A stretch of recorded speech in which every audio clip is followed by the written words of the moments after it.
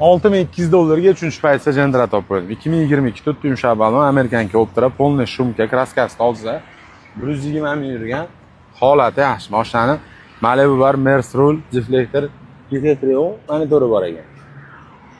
Chexol zavasga o'tirib, holati yaxshi, hech qanaqa rasxoti yo'q, barlarni bitta ko'rsatib qo'yingda.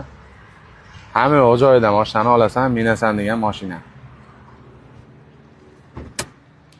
$62,200 deyapti.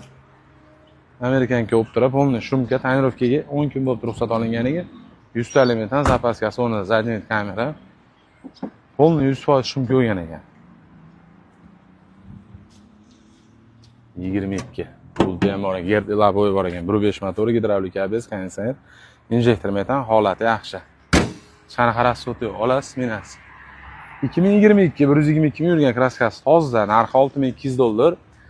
22 oy kredit to'langan, shu kungacha nollangan, 5 yilga chiqqan. Pashta endi 2 yil to'langan bo'lyapti.